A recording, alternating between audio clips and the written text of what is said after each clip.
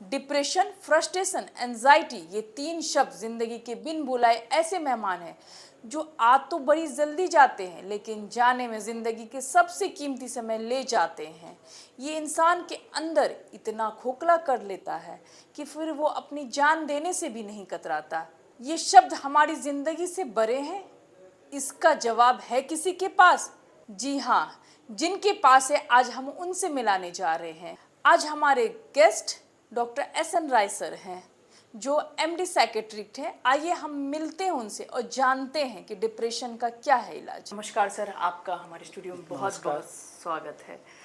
Sir, मैं depression का शिकार हूँ या फिर ये बोलना कि अधिकतर लोग सुने होंगे कि मैं डिप्रेस हूँ जी, बट डिप्रेशन होता क्या है सर, हमें कुछ बताएं। जी, नमस्कार अगेन मित्रों, मैं डॉक्टर एस.एन. राय हूं और मैं एक मानसिक रोग विशेषज्ञ एवं न्यूरोफिजिशियन के तौर पे अपने शहर बेगूसराय में सेवा दे रहा हूं। सर्वप्रथम एमबी फोकस की पूरी टीम जो कि doctor Mrityunjay, doctor Virendra, doctor Musarrat Jahan ji के नेतृत्व में एक बेगूसराय को डिजिटल प्लेटफॉर्म मिला है। इन सबको बहुत बहुत बधाई और शुभकामनाएं देता हूं और मैं बहुत आभार प्रकट करता हूं कि आपने एक महत्वपूर्ण विषय के लिए आज टॉक रखा है और उसके लिए मुझे आमंत्रित किया है। इसके लिए बहुत बहुत धन्यवाद।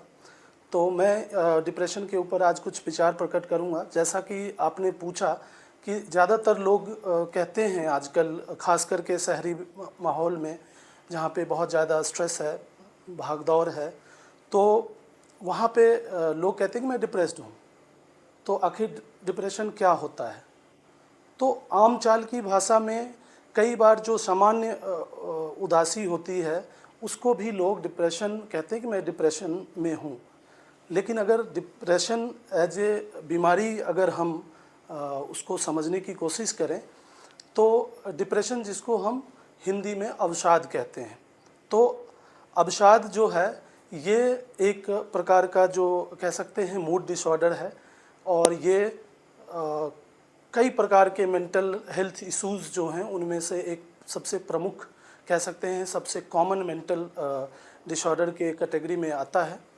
तो जो अवसाद की जो बीमारी होती है इसमें जो मरीज का जो मन होता है वो उदास होता है, जो कि अकारण होता है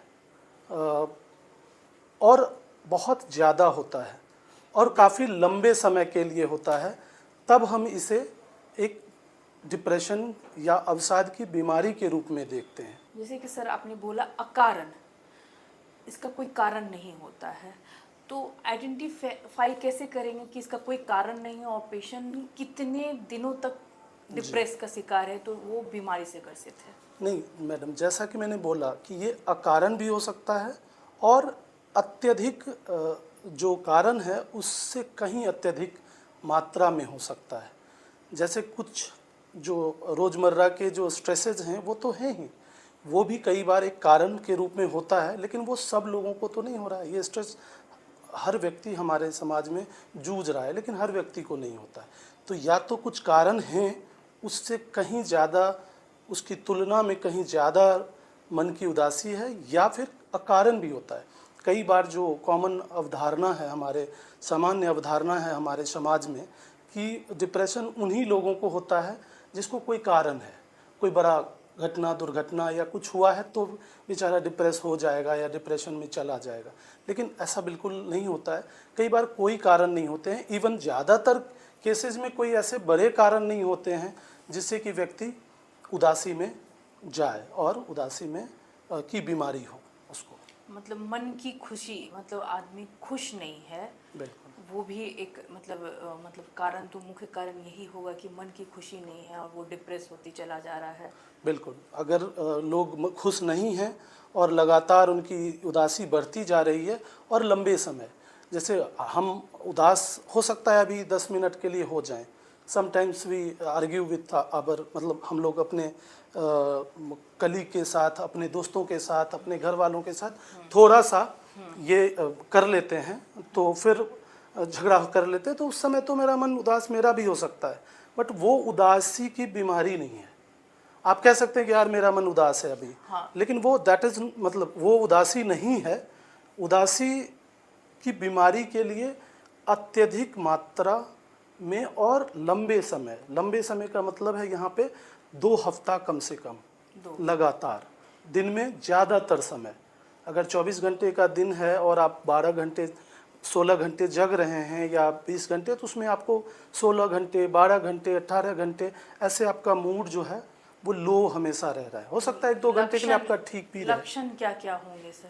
हाँ, जो मैंने बताया कि इसके जो मन की उदासी के साथ साथ और भी कई लक्षण होते हैं, और इन लक्षणों की जो बात करें अगर, तो आम तौर पे 9 प्रमुख लक्षण हैं जिसके आधार पर कोई भी फिजिशियन या मनोचिकित्सक ये अवसाद की जो डिप्रेशन की बीमारी है उसका डायग्नोसिस करते हैं।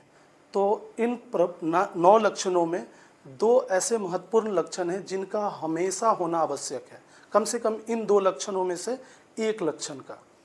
ये 2 लक्षण क्या हैं? पहला मन की उदासी, डिप्रेस्ड मूड।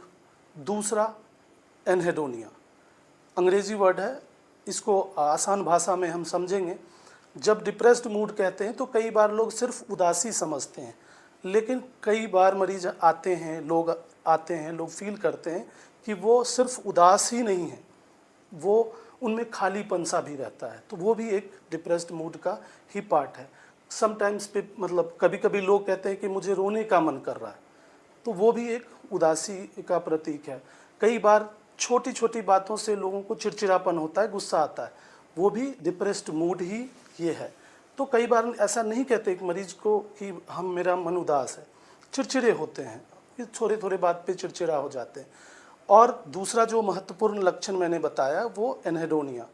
एनहेडोनिया को अगर हम आसान शब्दों में समझें तो जैसे हम सभी को कोई ना कोई, आपको कोई हॉबी है, किसी को कोई काम करने में मज़ा आता है, किसी को मूवीज़ देखने में मज़ा आता है, ख़ास करके मुझे मूवीज़ देखने में बहुत मज़ा आता है। तो कुछ लोगों को जैसे गृहिणियाँ होती हैं, उनको खाना बनाने में, बच्चों को खिलाने में, परिजनों को खिलाने में बहुत मज़ा आता, आनंद आता है कि भाई मैंने आज बना बना के खिलाया है। तो ये जो रुचि वाली कार्य है उसमें अचानक से अरुचि आने लगती है, उसमें मज़ा ही नहीं आता। तो इसी चीज़ को हम एनहेडोनिया कहते हैं कि जिस चीज़ों में पहले आपकी बहुत रुचि हुआ करती थी, उस चीज़ों में भी अब आपको की रुचि नहीं है। बच्चा पहले बहुत खेलता था, जाता था, एडोलिसेंट जो हैं अपने दोस्तों के साथ जाके खेल रहा है, मज़ा कर रहा है, एंजॉय कर रहा है, इवन गार्जियन से लड़ाई करके जाता है, पढ़ाई नहीं करेंगे हम जाएंगे ही, और अब वो बैठ गया। अब गार्जियन उसको बोल रहे चला जा बेटा थोड़ा खेल के आ जा, लेकिन नहीं जाएगा। तो ये हुआ एनहेडोनिया। तो ये 2 सबसे प्रमुख लक्षण हैं, ये दोनों में से कोई एक का होना बहुत आवश्यक है। बाकी कुछ 7 और लक्षण हैं जिसको एक एक करके हम समझते हैं। पहला तो है जैसे कि आपको बहुत ज़्यादा वीकनेस, मतलब कमज़ोरी बहुत महसूस होगी, आप बहुत थकान महसूस करेंगे, और कारण थकान महसूस करेंगे। छोटे छोटे कार्यों के लिए आपको बहुत मेहनत करने की लगेगा कि मैं बहुत मेहनत कर रहा हूँ, बहुत बल लगा रहा हूँ। तो ये जो कहते हैं ना उसको कि वीकनेस एंड इजी फैटिगेबिलिटी, बहुत कमजोरी होना और बहुत जल्दी थक जाना, छोटे छोटे कार्यों में भी थक जाना, ये एक लक्षण है। दूसरा लक्षण है कि आपको निंद्रा का शिकायत हो सकता है, आपको नींद में प्रॉब्लम हो सकती है, और या फिर कई बार बहुत ज़्यादा नींद आने लगती है, एक्सेसिव स्लीपी, जिसको हाइपरसोमनिया बोलते हैं। तो इनसोमनिया और हाइपरसोमनिया दोनों हो सकते हैं। तो हाइपरसोमनिया ज़्यादातर एडोलिसेंट में बच्चों में पाया जाता है कि वो कभी कभी बहुत ज़्यादा सोने लगते हैं। उसके बाद जो आता है कि आपको खुद को नुकसान करने के विचार आने लगते हैं, सुसाइड। और सुसाइड के जो थॉट हैं, सेल्फ हार्म, अपने आप को नुकसान करना, आत्महत्या के डायरेक्ट विचार जो आते हैं, आत्महत्या के विचार लोगों के मन में, ये बहुत ही महत्वपूर्ण लक्षण भी है डिप्रेशन का। और ये हमारे समाज हमारे जो डेवलपिंग वर्ल्ड है, जो हमारा अर्बनाइजेशन हो रहा है, तो उसके लिए महत्वपूर्ण विषय भी है। सरकार के लिए, समाज के लिए, सब लोगों के लिए जो आत्महत्या जो है वो बहुत एक महत्वपूर्ण विषय है। और आपको जान के बहुत आश्चर्य होगा कि हमारे भारत में आत्महत्या की जो दर है, सुसाइड रेट है, पूरे विश्व में सबसे ज़्यादा है। और ये सिर्फ और सिर्फ नेशनल क्राइम ब्यूरो जो हमारा रिपोर्टेड केसेज हैं उसके आधार पे है। सच्चाई तो कहीं, हाँ, सच्चाई तो कहीं कहीं ज़्यादा है। तो सुसाइड, आत्महत्या के विचार भी आते हैं, लोग प्लान करने लगते हैं और कई बार उसको एग्जीक्यूट करते हैं। और ऐसा पाया गया है कि लोग कहते हैं कि अरे उसके साथ ये हुआ ना इसलिए आत्महत्या कर लिया। नहीं, डिप्रेशन की जब बीमारी से कोई जूझता है तो ही वो आत्महत्या का विचार भी आता है और आत्महत्या करता भी है। कहते हैं कि अचानक से आत्महत्या, इम्पल्सिव अटेम्प्ट कहते हैं उसको, ये बहुत ही कम लोगों में पाया जाता है। आप कह सकते हैं 99, मोर देन 99% पीपल, तो मतलब लोग जो हाँ, जो आत्महत्या करते हैं वो डिप्रेशन के मरीज हैं। और उनमें ये एक लक्षण पाया जाता है जिसके कारण वो आत्महत्या कर लेते हैं। जैसे कुछ होते हैं, जैसे डिप्रेशन, जैसे आपने बोला आत्महत्या की करते हैं, तो वो पहले अटेम्प्ट तो करते होंगे, वो तो सिग्नल देते हैं कि डायरेक्ट डिप्रेसिव पेशेंट नहीं। तो होता क्या है कि जैसे नॉर्मल मेंटल इलनेस को तो लोग बात नहीं करते ना, तो इन चीज़ों को भी घर वालों को बताते नहीं हैं। वो बहुत कोशिश करते हैं, किसी को मरना तो अच्छा नहीं लगता, लेकिन अब उसको मन में आ रहा है।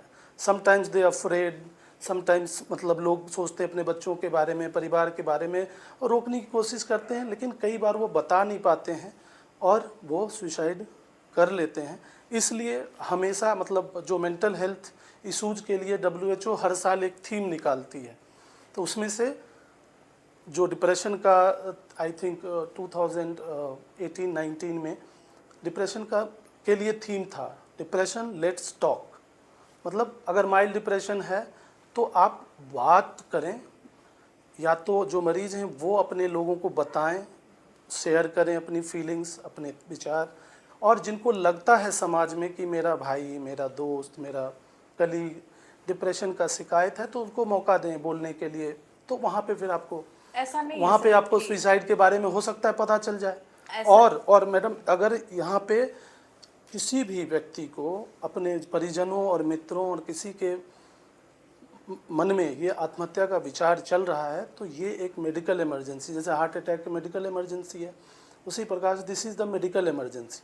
लोगों को जरा भी देरी नहीं करनी चाहिए, जल्दी से जल्दी आप नियरेस्ट आपके पास में जो डॉक्टर्स हैं, फिजिशियन हैं, और अगर मनोचिकित्सक अगर अवेलेबल हैं तो उनसे ज़रूर परामर्श करें, क्योंकि ये एक ऐसी इमरजेंसी है जिसमें आप अपने परिजन को खो देंगे और जिसको हम रोक सकते हैं। जैसे आपने बताया कि ये मेडिकल इमरजेंसी है जी, बट मेडिकल इमरजेंसी होने के बावजूद हमारे जैसे शहर में, बेगूसराय जैसे शहर या फिर इस तरह के बिहार में जो शहर है, इसमें काउंसलर की बहुत कमी है और लोग खुल के नहीं बात कर पाते हैं, क्योंकि काउंसलर के पास जाने का मतलब है कि सीधा पागल घोषित कर देना।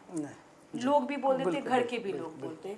ये अभी भी ये मेडिकल पार्ट हम लोग काफ़ी पीछे हैं कि काउंसलर के पास नहीं जाते हैं या फिर काउंसलर बहुत एक्सट्रीम लेवल के पास पहुंचते हैं। एक्चुअली में जैसा सही बताया आपने, इसको हम ऐसे कह सकते हैं कि जो स्टिग्मा है, ये एक तौर का जो समाज में है, बरसों से है। कई बार लोग जाने अनजाने में मजाक करते हैं, उनका कोई मोटो नहीं होता है, लेकिन करते हैं भाई, मानसिक बीमारी के रोगियों के लिए या फिर चीज़ों के लिए, मज़े के लिए करते हैं। किन्हीं का ट्रू इंटेंशन कई बार नहीं होता है, बट सबसे ज़्यादा मजाक का पात्र समाज में तो है ही ये विषय। तो इसमें वही होता है जैसा आपने बताया कि लोग को लगता है कि डिप्रेशन है तो लोग पागलपन का समझने लगते हैं। अगर साइकाइट्रिस्ट के पास जा रहे हैं, मनोचिकित्सक के पास जा रहे हैं, या मनोवैज्ञानिक के पास जो काउंसलर होते हैं, साइकोलॉजिस्ट होते हैं, तो उनके पास जा रहे हैं, तो दोनों जगह जाने में उनको ये स्टिग्मा फील होती है, जो कम रहा है। जैसे जैसे डॉक्टर्स बढ़ेंगे और लोगों में एक्सेप्टेबिलिटी बढ़ेगी, समाज में लोग ठीक होंगे, बात करेंगे, अच्छे लोग बात करेंगे जो समाज के एक बड़े पदों पे हैं, जिन्होंने अगर ऐसा फील किया है और उनको अगर ऐसा बीमारी से गुजरे हैं और बाहर निकले हैं, तो वो लोग अगर बात करते हैं तो इसका पॉजिटिव इम्पैक्ट जाता है समाज में कि भाई ये स्टिग्मा इसको ये कम होगा। तो ज़्यादातर लोग नहीं जाते हैं। और जो जहाँ तक मैं मैडम बता रहा था कि जो सुइसाइड, मैंने अभी तक जैसे 2 महत्वपूर्ण लक्षण का बात किया था और अभी मैंने 3 और लक्षणों की बात करी। पहले तो थकान और कमजोरी, दूसरा अनिद्रा या ज़्यादा सोना, तीसरा सुइसाइड, चौथी अगर हम लक्षण की बात करें तो ये है आपकी में भूख की कमी हो जाना, भूख नहीं लगना, या कई बार हाँ एक्सेसिव। लेकिन ज़्यादातर केसेस में ये देखा जाता है कि जब हमें ज़्यादा भूख लगता है तो वो एक पर्टिकुलर माने एक प्रकार के चीज़ों के लिए लगता है, मीठा खा रहे हाँ, तो मीठा ही खाए, जिसमें ज़्यादा सबसे ज़्यादा कार्बोहाइड्रेट होता है, जिसको कहते हैं कार्बोहाइड्रेट रिच मीठी चीज़ें, पिज़्ज़ा, बर्गर, चॉकलेट्स, तो वो हाँ जंक फूड्स, तो वो ज़्यादा खाते हैं, जिसकी वजह से वेट आपका पुट ऑन भी बहुत जल्दी फास्ट होता है कुछ लोगों को डिप्रेशन में। तो जो लोग का घट गया तो उनका वेट भी कम सकता है, जिनका ज़्यादा बढ़ गया उनका वेट वजन बढ़ भी सकता है। बोला कि बच्चे, तो इसमें क्या मतलब मेल इज़ मोर या फीमेल इज़ मोर और किड इज़ मोर, या फिर एज क्या होना चाहिए? स्टडियों के आधार पे यही देखा गया है कि फीमेल्स में यानी कि महिलाओं में डिप्रेशन ज़्यादा है, 2 गुना, लगभग 2 गुना की अवस्था है, ये फैक्ट है। बाकी बहुत सारी फैक्टर हैं कि क्यों महिलाओं में ज़्यादा पाया जाता है। मुझे गुस्सा क्यों इतना आता है, मैं बहुत फास्ट गुस्सा आता है फिर बहुत जल्दी निकल जाता है, मगर ये अब बढ़ रहा है, तो क्या मैं भी डिप्रेशन की शिकार होती जा रही हूँ? स्वाभाविक है कि जैसे थोड़े बहुत होते हैं तो स्ट्रेस है, stress and anxiety and depression ये कॉमन है, जैसे माइनर डिप्रेशन कहते हैं, this is not major depression. Major depressive disorder जो है, अगर आप तुलना करेंगे तो मेजर डिप्रेसिव डिसऑर्डर 5 से 8% लोगों में पाया जाता है हमारे, जब यहाँ प्रतिशत कहते हैं तो 1000 में 5 से 8 लोगों को और सर की जैसे पाया आपने जाता है। बोला कि हॉबी जी, कि हॉबी का ना करना मतलब नहीं करना, बट अगर मैं यूथ की बात करूं या फिर मेरे जैसी महिलाओं जो वर्किंग है और ये है, हमारा डिप्रेशन या हमारा स्ट्रेस ये हो रहा है कि हम अपनी हॉबी नहीं कर पा रहे हैं, हम चाह के नहीं कर पा रहे हैं, और एक लाइफ मोनोटोनस लाइफ है हमारी, एक ही जैसी जिंदगी चल रही है, तो उससे भी हमारा स्ट्रेस बढ़ रहा है। और लिटरली कभी कभी रात में ये फील होता है कि मैंने किया क्या, खुद के लिए क्या किया, तो ये भी एक डिप्रेशन बिल्कुल हो जा रहा है। बिल्कुल सही बता रही हैं आप। और जैसे आपने जो ये बताया कि ये कारण ऐसे चीज़ें होने से थोड़े थोड़े मन जो डिप्रेशन की तरफ जाती है, उदासी की तरफ जाती है, ये अगर हम कुछ कारणों को अगर समझें जैसे डिप्रेशन में, तो ये एक सोशल कारण है, जो इस प्रकार से जो मोनोटोनस लाइफ है, एक्सेसिव जो वर्क है, एक प्रकार का काम है, और अपनी हॉबी को नहीं कर पाने के कारण जो भी डिप्रेशन में जाते हैं, तो वो एक प्रमुख कारण है। मरीज़ कहता है कि ये सब तो हमको है नहीं डॉक्टर, हमको तो ये सब कहाँ है, आपने जांच करिए लिया, ना डायबिटीज़ है, ना हमको कोई घर में भी नहीं है परेशानी, ऐसा कुछ है नहीं, तब भी हमको हो रहा है। तो भाई इन सब को मिला के फाइनल कारण तो है ही, जिसको हम दवाई से ठीक करते हैं। फाइनल कारण यही है कि भाई ब्रेन में कुछ परिवर्तन हो जाता है, जैसा कि लोगों की ये अवधारणा भी है कि डिप्रेशन मतलब मन का है, माइंड में है तुम्हारा, जब चाहो निकाल दो। हाँ, ये तो बात हाँ, है, और जब चाहो तो तुम डिप्रेस हो जाओ। ये गलत धारणा जो है उसके विरुद्ध ही है कि ऐसा नहीं है कि ब्रेन में चेंजेस नहीं है। आज से पहले बहुत सारी बीमारियों को पकड़ने के लिए, उनको डायग्नोज करने के लिए हमारे पास कोई सिस्टम नहीं था, कोई डायग्नोस्टिक टूल नहीं था, कोई टेस्ट नहीं था।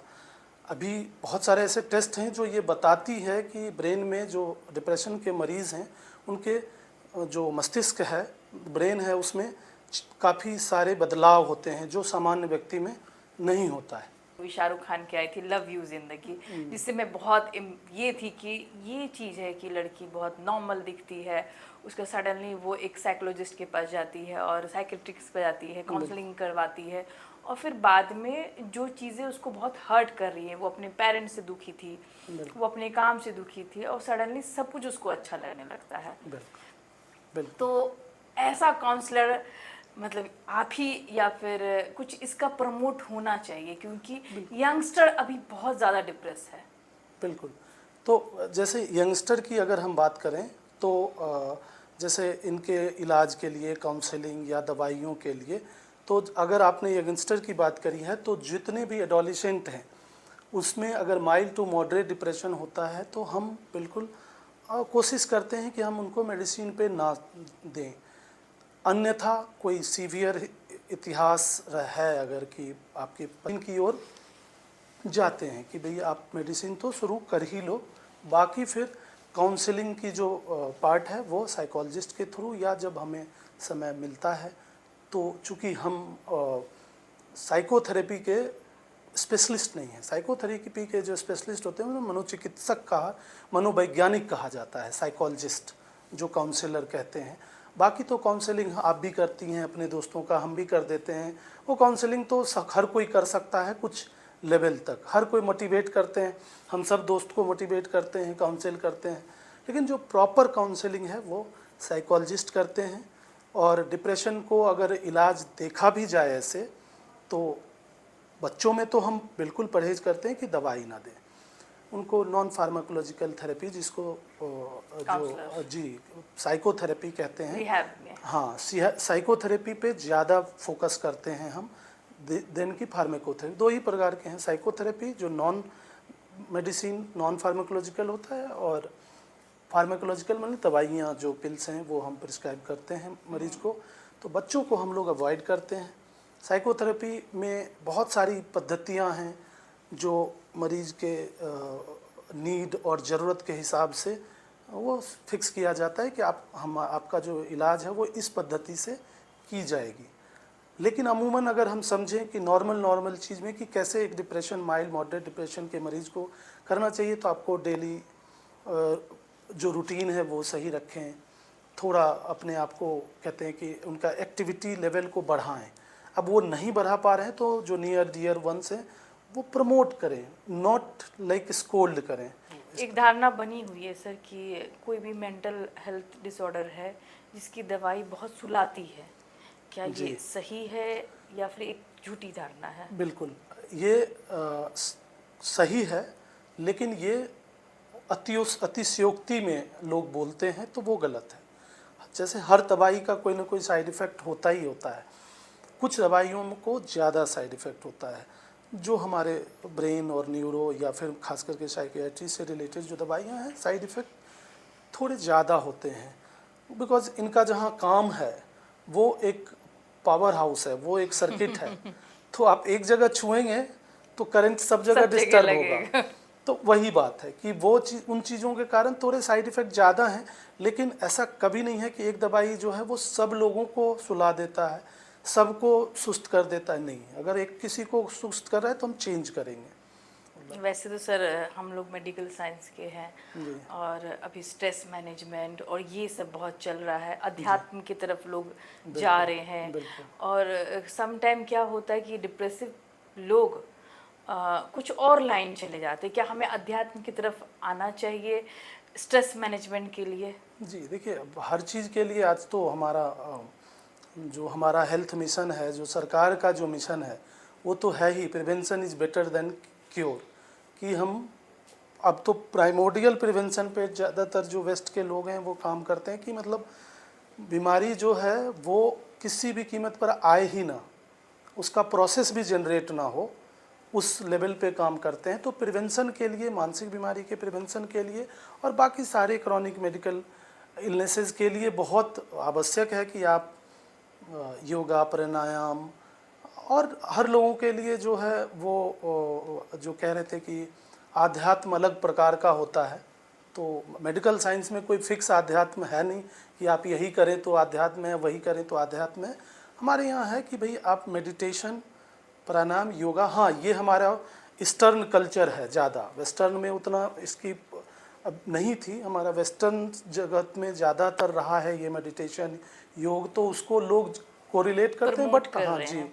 प्रमोट कर रहे हैं। और बाहर वेस्ट में भी अब उन्होंने अपने कल्चर के हिसाब से मेडिटेशन वो किया है, फॉर्मुलेट किया है, करते हैं, करना चाहिए और इसका लाभ ज़रूर मिलेगा, सब लोगों को करना चाहिए।